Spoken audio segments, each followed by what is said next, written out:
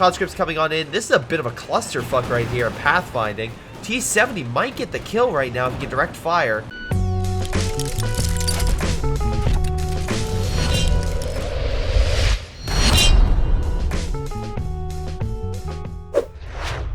Hello everyone, this is Greyshot170 here bringing you another COH2 replay. This is a 1v1, so I want to do something, you know, a little different than your cluster 4v4, so don't worry.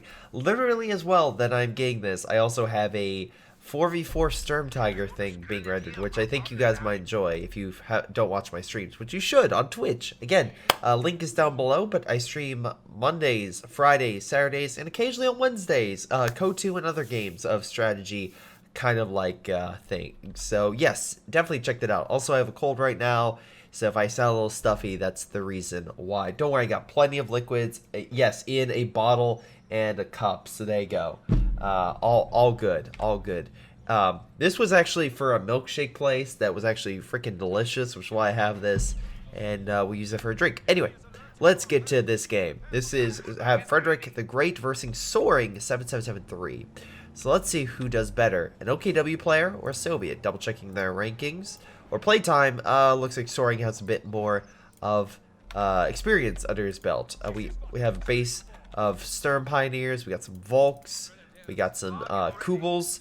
And we got a bunch of conscripts with an engineer squad going in from mid. Volk squad going to attack. He can get to cover, I think. Oh, nope, he's going to pull back.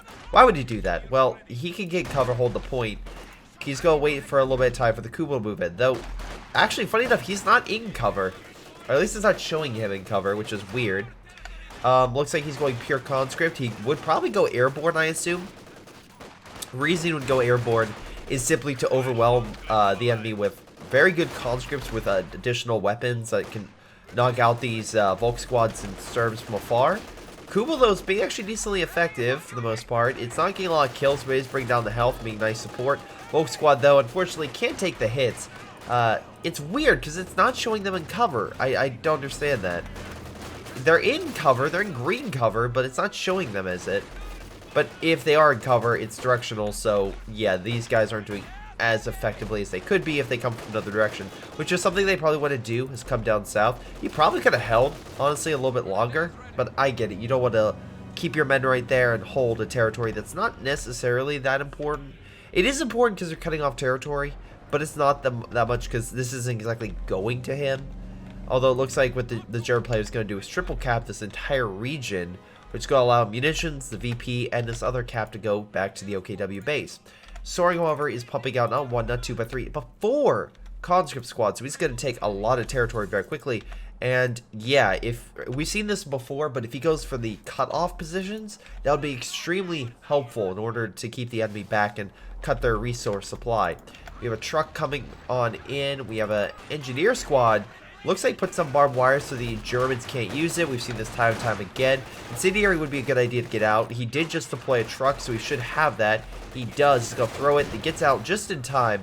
Now reversing a lot of conscripts, a lot of men on the front. Volk squad's going to give it their all right by that fence. They're just going to start shooting each other, but conscripts will win that battle, and they'll hold out A-OK. So good job there, men.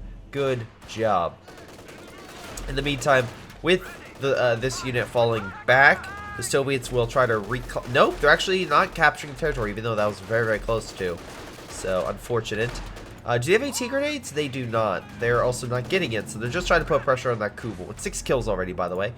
Volk squad coming up to assist. These guys are falling on back. What he might want to do is kind of use a conscript to kind of reinforce these two and retreat back to base, because that would be, bring him down 2 models, then he could just retreat 1. But at least the other 2 would be up to full operational status. But now he's retreating both. So fun fact, you can always reinforce with conscripts, so that way you don't have to retreat all of them. You only can retreat 1, which is a lot better overall. No doctrines yet, nothing to speak of. Frederick did go with a medical building, and most likely he's going to make it a medical upgrade so that we can heal his troops near his base. Oh, he did go something. We have first from doctrine, which is going to allow these guys to get the MP40s. So, essentially, yeah, you get STG4s or the MP40s, but you switch out the incendiary for a high explosive plus a smoke. Pretty good for attacking like urban environments. This is more wide open, so you have to close the distance. But overall, the conscripts, I'm assuming, are going to get, let's see, unless I'm mistaken. Yeah, they're probably going to get the weapon crate. God damn, that Kubel. Vet 2 just running over that poor conscript. These conscripts still fighting it out. We actually have a flamethrower unit on the field, so we got another engineer squad. So far, I don't think either side has lost any units. Hold on. No units lost so far for either side. Again, 5 minutes in, so no units lost. Definitely some models lost, but not units. Stern Pioneers closing the gap, trying to push back that engineer squad with the MG suppressing. They should be able to win that battle. Stern Pioneers like, yeah, I'm not going to deal with that flamethrower. I'm going to pull back. Meanwhile, with conscripts engineers coming around the side, they're going to try to put pressure on them, and it looks like it will work. He might set up, but smartly retreats. If he were going to set up, he could throw a Molotov and push him back. Now, it looks like he doesn't have that yet. He has a AT grenade. Surprised we don't have a Molotov, as they're very useful for killing bunkers or enemy positions. But also, we can see here the Germans are doing a really damn good job at capturing territory. I love this Kubel being so ballsy to go in for this point. Conscript's like, nah, get out of here. But it's Vet 2, and good micro on Frederick's part to get the hell out of there. Now, what's Soaring doing? We haven't really looked at him in his base. Well, he's finally building his 4-weapon Campania, so at least he'll have an AT gun, mortar, MG something. He needs that in order to keep the German back and keep grabbing territory. But he has more men, weirdly enough. We have an Oval Blitz truck on the field. So, no, it can't be used for resources as much as some people might like to. What it's actually going to be used for is reinforcing. So he's going to use this to either push into the enemy base, possibly putting troops inside, or he's going to reinforce. 99% of the time, it's just reinforcing and healing. That's what you're going to do with this. Nice AT grenades, though, by the conscripts. That Kubel is probably going to meet its maker. We'll see. Kubel's barely alive. Unfortunately, it does die. Conscripts, though, going to put more pressure on the Sturms. Sturms, though, are going to hold the line. These Volk squads, by the way, are holding strong. And as you can see here, with the Blitz truck, they gain extra munitions to infantry units, and allowing the ability to recharge more quickly and shorter reload time. So it does a nice little bonus for them. Helps them out. Keeps them going. And healed. So not bad if you're trying to keep momentum on your side. And this can be good in both 1v1 up to 4v4 games. You have to be more cautious with them, but absolutely they could be extremely effective. Now, they're getting inside. I'm a little curious as to why, unless they're just trying to move in a group. But yeah, I think you realize maybe that's not the best idea. No. But yeah, break the cover. Oh, he didn't break the wood. That's good.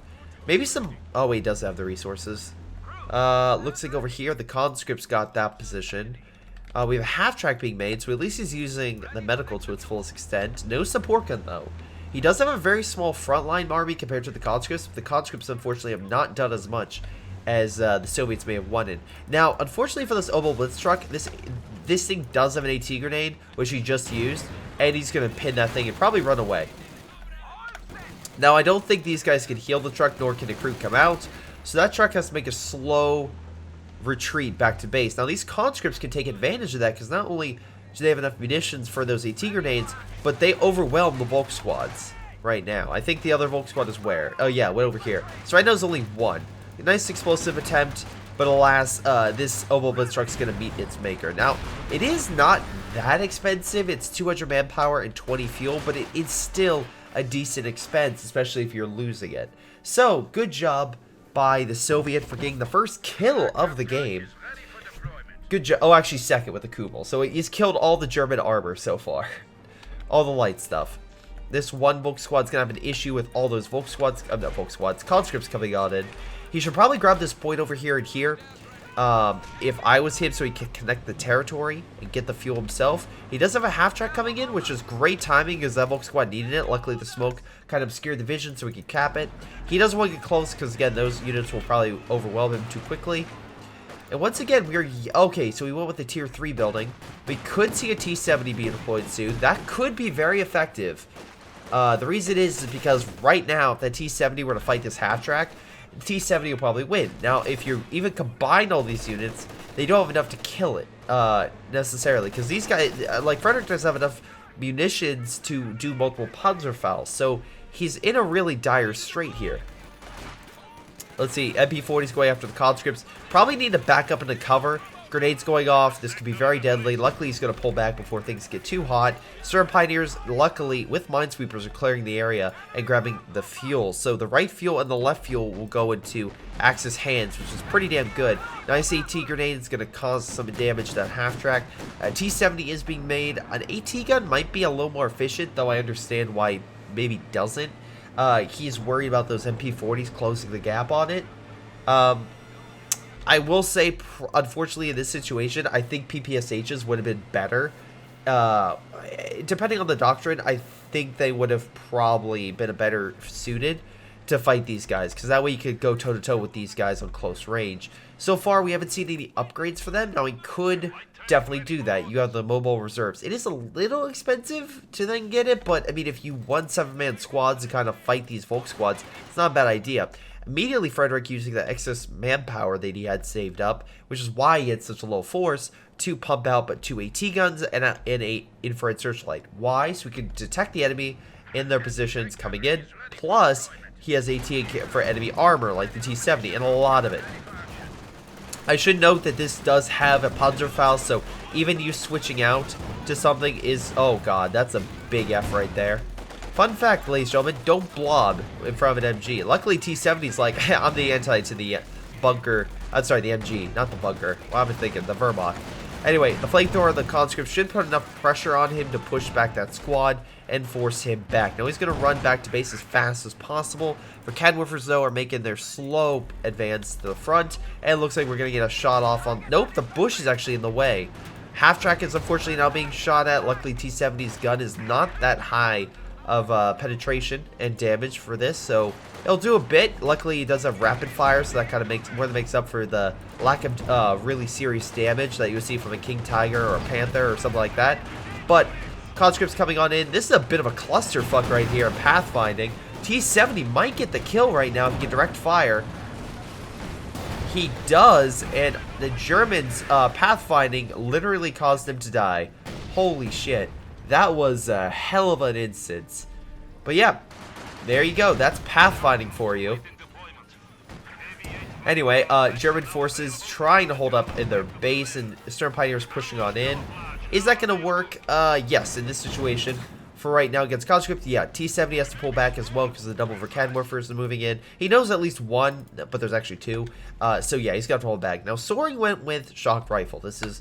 I've seen this multiple times on 1v1s. Usually, I've seen it be very effective. I've seen it be not very effective. The last game, I think, was with Milam on a 1v1 in the winter area, if I recall correctly.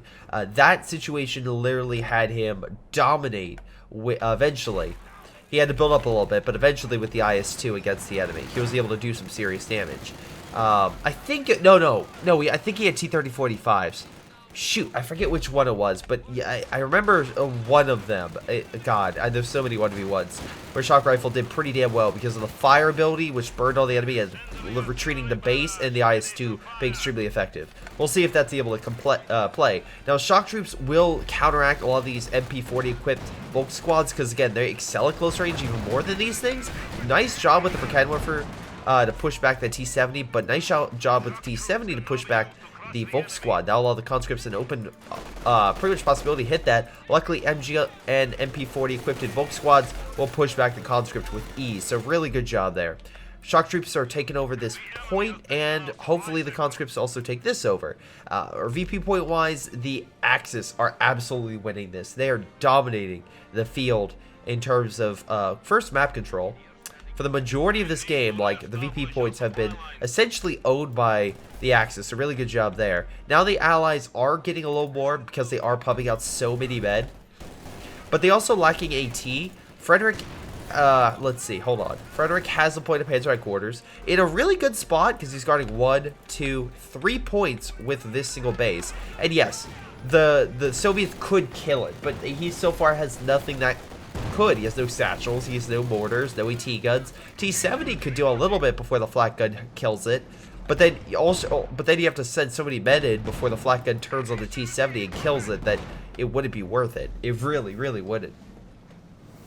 So T-70's going hunting. Oh god, the terrible trailer for Terminator. What was it? Not Genesis. Shit, what was it? Dark Fate. Okay, it's not a bad movie. It's just, it's kind of just, it's kind of just there. It's a action movie. Not bad, but not anything especially great. Anyway, conscripts taking over a good piece of territory. King in the building, most likely push back the Sturbs. Nice shot, like right on the edge of the building to hit that T-70. For Cadwarfers pulling on back.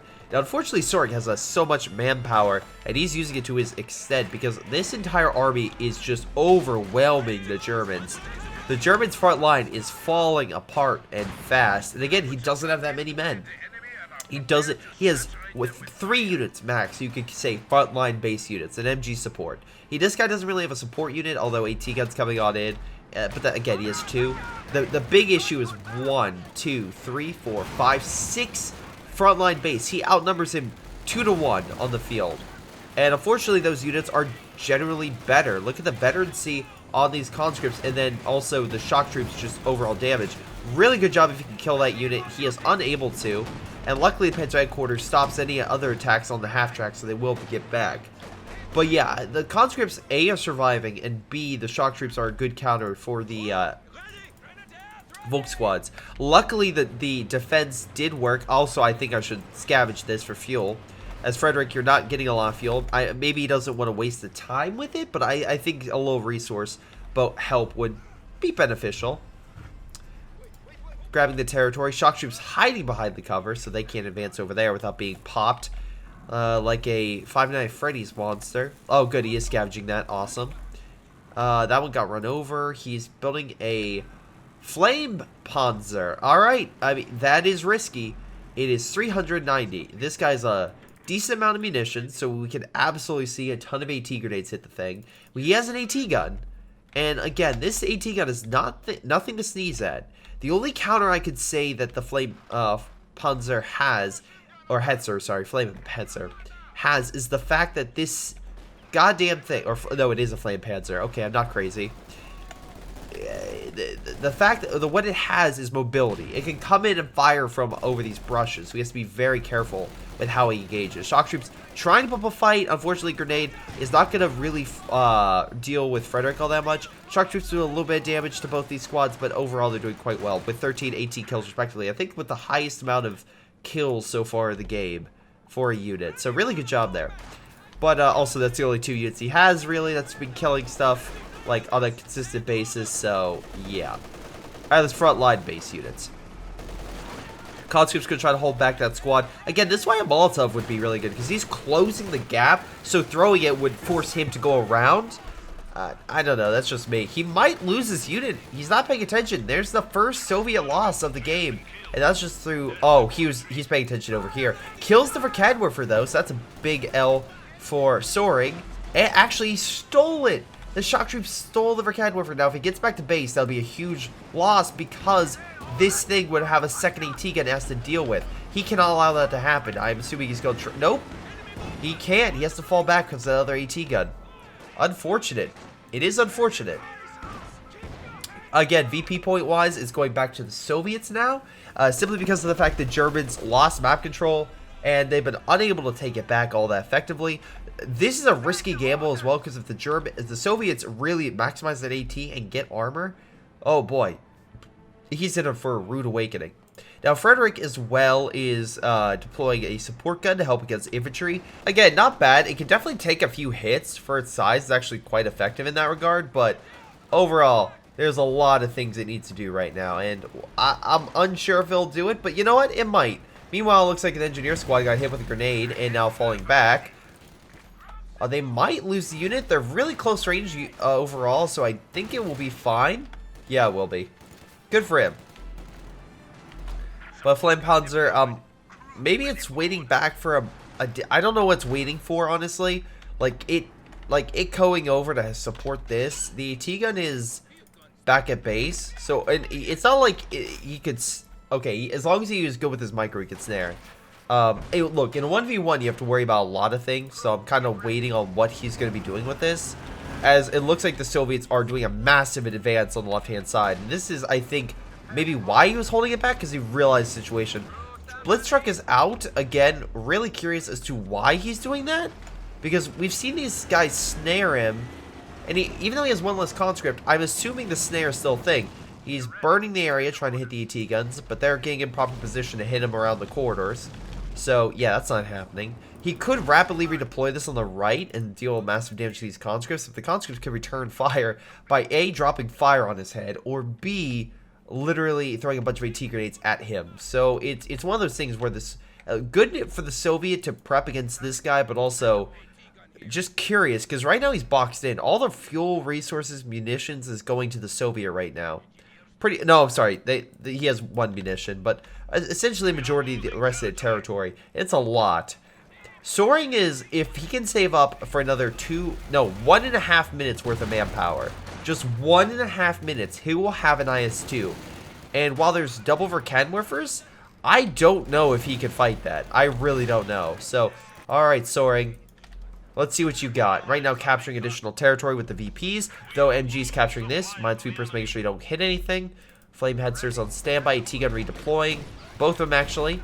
Canwerfer firing, revealing themselves. And I like how they're kind of crisscrossing each other in case something comes this way.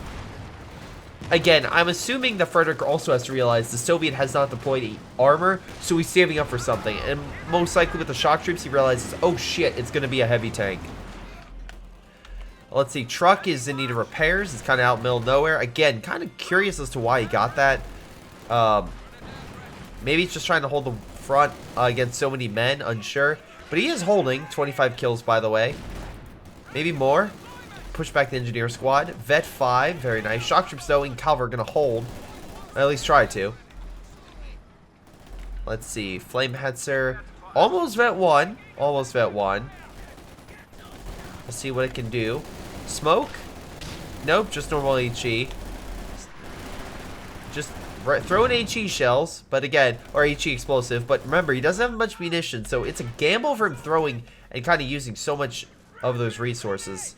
Because again, it's 25 and then the stun grenade is 30. So him trying to do both those is 55 munitions that kind of went out the window. Or at least I think he did this. I want to say he did the stun. Anyway, pushed him back, and now Papa Stalin's on the field. Oh, God. Now you have an IS-2. How the hell are you going to deal with that? So this is going to be GG really quick. Can you fire a shot? Oh, Elbow Blitztrucks escaped. Oh, that's a positive. Double. Oh, please, IS-2. You missed. All right. Luckily, the Dushka has not been... Oh. He dropped fire. Okay, that was a bit of like a oopsie moment. I mean, to be fair, let me be very clear.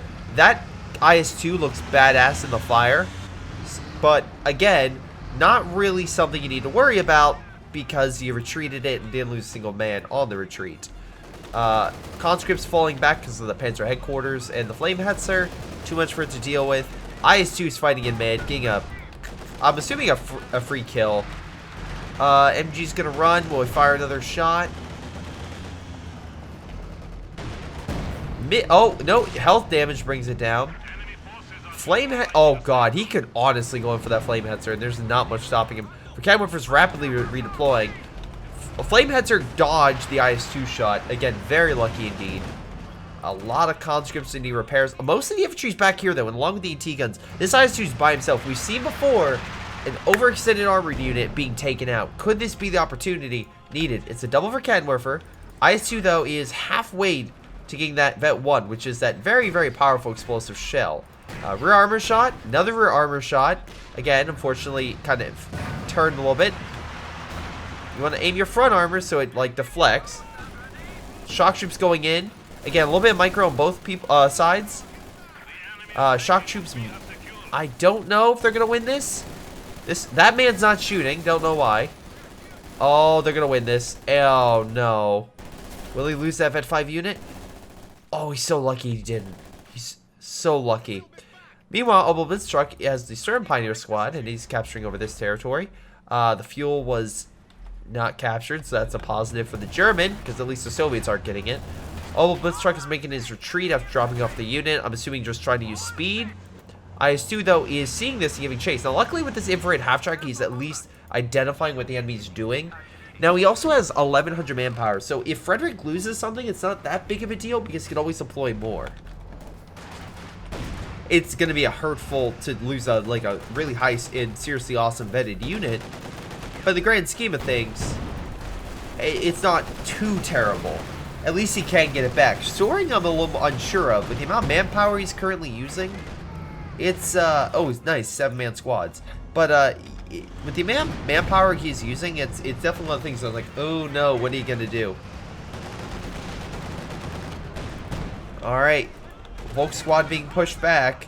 Once again, the Soviets are just roaming, and this guy really needs to get lucky and snare that. Now, luckily, the infantry's right there. He doesn't have enough for incendiary, but he will immediately retreats upon realizing his fate.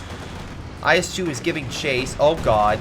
Great shot around the corner. They're going to turn. IS-2 still giving chase. And he's going to go right into the base and fire a shot right on all the men. He gets another amazing shot. Probably very close to Vet 1. And again, if you shoot it, it's still pretty damn likely to get advantage. Now, Flamehetzer is burning the men right now. He's busy microing his IS-2, which has gotten 17 kills, mind you. Now he's going after the Flamehetzer. Oh, God. Conscript squad needs to get the hell out of there. So close to dying. You lose the Conscript. That's a big loss for the Soviet, as does a Vet 3 unit. AT gun. I don't know why they were so far back for so long. Damn. Okay, oh, Engineer died. Okay, that's a win.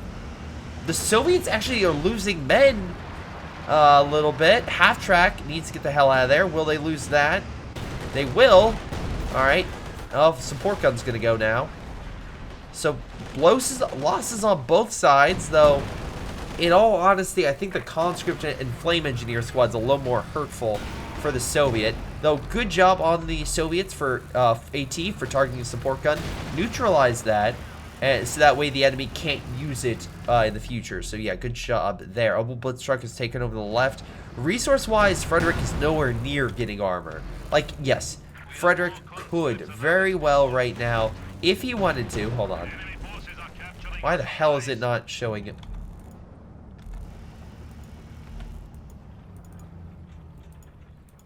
There we go. I was like, why is it still showing? He could very well get a Panzer IV. I don't think he wants to get that because I think he realized the situation. Katyusha's being made, and again, I get why. He's concentrated here, just already him out. Now, Flamehetzer is on the move. He's going after the AT guns, and the Conscript squad kind of chilling about. Luckily, AT is doing some damage. IS-2 is just chilling in the back. I'm not entirely sure why. There's a huge push over here. They're direct firing at the IS-2. Flame is currently hitting the AT guns. They neutralize that. Oh, wait. Flamehetzer's barely alive. Most likely Conscript squad hit it. Flames, though, knocked out one AT gun. Although, IS-2 is having a field day with these for Canwarfers. Flamehetzer needs to get the hell out, and right now, Blitztruck trying to come in to stop that incoming force, but shock troops are literally right behind. I don't know how long he's going to hold that back. IS-2 going after the Blitztruck. It's probably going to die. It will die. Look, but both sides are taking some major casualties. We lost the old Blitztruck, but the Soviet did lose an AT gun, so I mean, it's not like it's not like the Soviets are clearly winning. They are losing stuff, but I don't know if Frederick can afford to keep losing things at its current capacity. I really, really am unsure. Because again, he's literally almost half the population down, and we're getting a Katyusha on the field route. If that Katyusha rushes up and hits that like base here, say goodbye. IS-2 is, by the way, 31 kills. Really awesome unit in terms of kill count right now. Just overwhelming. That's right now, I think, yeah, it's tied with Frederick's best unit for kill count. For Canwa for coming on in, it's only one. The other one's back at base. I'm unsure what this thing is supposed to do, but this Katyusha is literally about to let this base have it. Unfortunately, at the moment he fires, they all retreat. Now, this MG, unfortunately, there is still there. And fire's coming down where they're going. So, yeah, not amazing. Could be better. Volk Squad Zo might try to flank that Katyusha. He has a big flank you have to go through, but if he can get around, he'll definitely hit the Katyusha. IS-2 still doing damage, though he is taking some from the AT gun. Although Verkenwerfer is decrewed. That was a Vet 2 one, by the way. Yeah. He backs up, but it's a little late. These guys are going to go on in. I think they... Oh, no. Good turn. Good using the hedges and getting the hell out of there. Panthers being made. by Frederick. This is his, I'm assuming, last hope in order to combat the IS-2 along and everything else. But he has double AT, a lot of conscripts. If he gets everything back up real quick, he should be fine. Oh my god, the Volks, I didn't even see that.